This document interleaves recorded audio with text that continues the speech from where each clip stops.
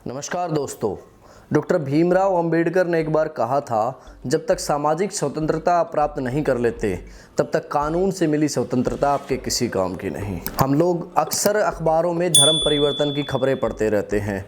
हमें अक्सर पढ़ने में आता है कि कुछ हिंदू परिवारों ने इस्लाम या फिर ईसाई धर्म अपना लिया है, या फिर कुछ मुस्लिम परिवार हिंदू बन गए हैं। रो रहे? ये तेरी बहन बोल नहीं सकती थी? नहीं बोल सकती थी। हालेलुया! हाँ बेटे, अभी क्या हुआ? बोलने लगी। लेकिन उस परिवार ने किस वजह से अपना धर्म बदला, या धर्म बदलने के बाद उनकी लाइफ में क्या चेंजेज आए, इस बारे में कोई अखबार या कोई मीडिया बात नहीं करती है। और अगर इस बारे में बात होती भी है तो बहुत ही छोटे स्तर पर। तो आइए एक छोटी सी कहानी के जरिए जानते हैं कि धर्म बदलने के बाद व्यक्ति की लाइफ में किस तरह के चेंजेज आ जाते हैं। दोस्तों, आज का हमारा ये किस्सा हरिराम के परिवार का है। वो हरिराम जिसके नाम में हरि भी आता था और राम भी, लेकिन इन दोनों के बावजूद पुजारी ने उसे दलित होने की वजह से मंदिर में प्रवेश करने से रोक दिया और वहां खड़े सभी लोगों के बीच उसकी बेइज्जती की, वो अलग से। इस घटना ने हरिराम को एकदम अंदर तक तोड़ दिया था। हरिराम जिस बस्ती में रहता था, उस बस्ती में एक तरफ हिंदू तो दूसरी तरफ मुसलमान भी रहते थे। उसकी इस घटना के बारे में जब बस्ती के कुछ मुसलमानों को पता चला तो उन्होंने उससे मिलकर उसे इस्लाम कबूल करने की सलाह दी। उसे बताया गया कि इस्लाम में सब लोग बराबर होते हैं, वहाँ पर कोई जातीय भेदभाव नहीं है, खुदा के घर में सभी बंदे एक जैसे होते हैं। हरिराम ने उनकी सलाह को मानते हुए अगले ही दिन बस्ती की मस्जिद में जाकर परिवार समेत कलमा पढ़ लिया और इस्लाम कबूल कर लिया। जिस हरिराम को बस्ती में लोग हरिया कहकर बुलाते थे, उसी हरिराम को अब लोग सुलेमा खां कहकर बुलाने लगे थे। उसके नाम के साथ साथ लोगों का उसे बुलाने और पुकारने का अंदाज भी बदल चुका था। हरिराम के इस कदम से उसके दलित समुदाय के लोग भी उससे काफ़ी नाराज़ थे। अंबेडकर जागृति सभा के एक पदाधिकारी ने तो उसे ये तक कह दिया था कि क्या धर्म बदलने के लिए सिर्फ मुस्लिम धर्म ही रह गया था। लेकिन हरिया और उसका परिवार धर्म बदल के काफ़ी खुश था।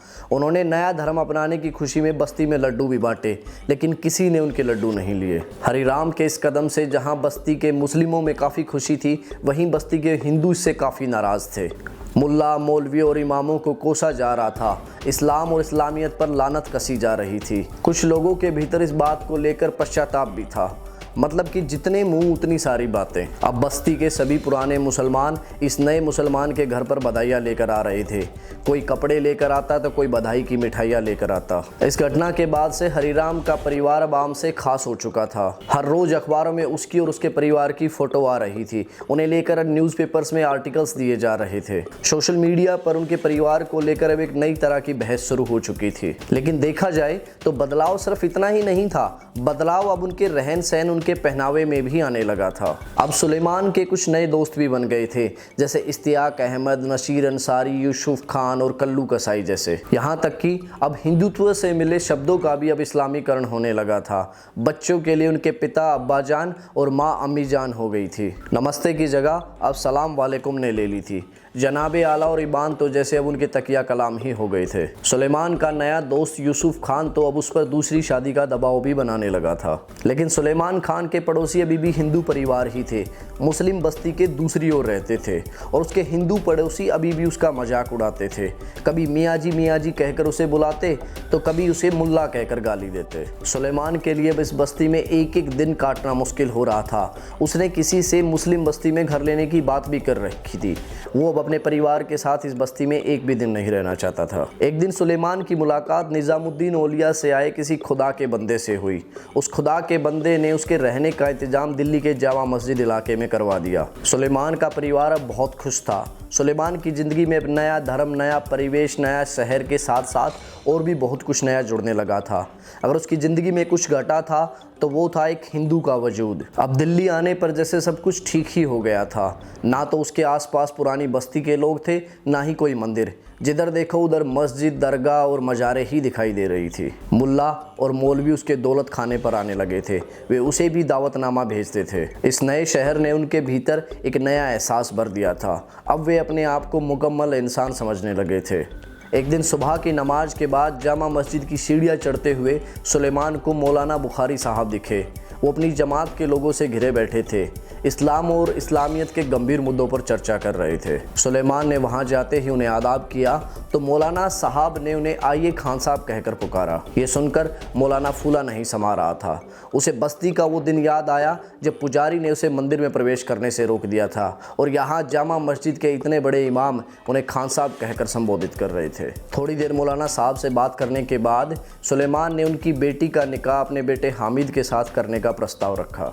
ये सुनते ही मौलाना साहब का गुस्सा 7वें आसमान पर चढ़ गया। वो चिल्लाकर उससे कहने लगे, लाहौल विला कुव्वत, तुम्हारी जुर्रत कैसे हुई ये सब कहने की? मुसलमान बन गए तो क्या हमारे सर पर बैठोगे या सैयद शेख पठान बनोगे? गुस्से में उनकी जुबान रुकने का नाम ही नहीं ले रही थी। वो फिर बोले, तुम्हारे दलितों में क्या लोग मर खप गए हैं या तुम्हारी लोंडियां बेवा हो गई हैं जो इस तरह से हमसे रिश्ता जोड़ने चले हो? मौलाना ने अगली 2 मिनट में ही उसे उसकी औकात दिखा दी थी। वहां पर बैठे सभी लोग सुलेमान को लानत की नज़रों से देख रहे थे। अचानक से सुलेमान को फिर से वही पुरानी बस्ती और उसके लोग याद आए। वो जैसे वहाँ पर बेइज्जत महसूस करता था उसने ठीक यहाँ पर भी वैसे ही बेइज्जत महसूस किया। सुलेमान चीख चीख कर कहना चाहता था कि अरे मुसलमान भाई ही तो कहते नहीं थकते हैं कि यहाँ तो सब एक थाली में खाना खाते हैं, खुदा के घर में सब बंदे एक जैसे होते हैं, यहाँ पर किसी के साथ कोई भेदभाव कोई ऊंच नीच नहीं है, मस्जिद में नमाज भी सभी साथ साथ पढ़ते हैं। अरे भाई हमने इस्लाम धर्म अपनाया है तभी तो जुर्रत हुई हमारी 2 शब्द कहने की। लेकिन वो इनमें से एक भी शब्द नहीं कह सका। आखिर कौन सुनता एक गरीब दलित मुसलमान की बात को? धीरे धीरे कुछ ही दिनों में वहाँ के लोगों के व्यवहार को देखते हुए सुलेमान को ये समझ आ चुका था कि वो वहाँ भी दलित था और आज वो यहाँ भी दलित है। पहले उस जैसे गुलाम के पीठ पर हिंदुओं के देवी देवता लादे थे, अब अकेला पैगंबर ही उसकी पीठ पर इतना भारी पड़ रहा है कि वो अपनी मर्जी से चल भी नहीं पा रहा है। एक दिन सुलेमान अपने बिस्तर पर लेटे लेटे सामने दीवार पर लटकी मक्का मदीना की फ़ोटो को देख रहा था और मन ही मन सोच रहा था कि काश उसकी मुलाकात खुदा से हो जाए और वो उससे कहे कि ऐ खुदा तेरे 20 दिनों की जन्नत तुझे ही मुबारक हो। दोस्तों ये किस्सा था मोहनदास नेमिष-राय की लिखी किताब 20 दिनों की जन्नत से। इस किताब में कुल 23 किस्से दिए गए हैं। अगर मैं कुछ किस्सों को छोड़ दूं तो लगभग सभी किस्सों में दलित उत्पीड़न से संबंधित बातें की गई हैं। मुझे इस किताब में जो सबसे खास किस्से लगे वो थे अंग्रेज़ों के समय का एक दलित ICS ऑफिसर की कहानी डिप्टी, एक आदर्शकारी राजनेता की कहानी सिद्धांतकार और एक शमशान में काम करने वाले एक ब्राह्मण और शूद्र की दोस्ती की कहानी महाब्राह्मण महाशूद्र। दोस्तों अगर आप दलित समुदाय से संबंध रखते हैं तो इस किताब को पढ़ते हुए आपको ये किस्से अपने से लगेंगे। इन्हें पढ़ते हुए लगेगा कि आप अपने पूर्वजों की कहानी को अपनी आंखों से देख रहे हो। और अगर आप दलित समुदाय से संबंधित नहीं हैं तो ये किताब दलितों के संघर्ष और दर्द को जानने के लिए आपका पहला कदम हो सकती है। अगर आपको ये किताब पढ़नी है तो इसका ऑनलाइन लिंक नीचे डिस्क्रिप्शन में जाकर के चेकआउट कीजिए। मेरी अगली आने वाली वीडियोज़ के बारे में जानने के लिए मेरे डेली शॉर्ट्स को देखें और अगर मुझसे बात करना चाहते हैं, मुझसे कुछ पूछना चाहते हैं तो मुझे इंस्टाग्राम पर मैसेज करें। दोस्तों अगर आप बुक्स पढ़ने के शौकीन हैं और इस तरह की और बुक्स के बारे में जानना चाहते हैं तो जुड़े रहिए हमसे और बुक्स पढ़ना शुरू कीजिए।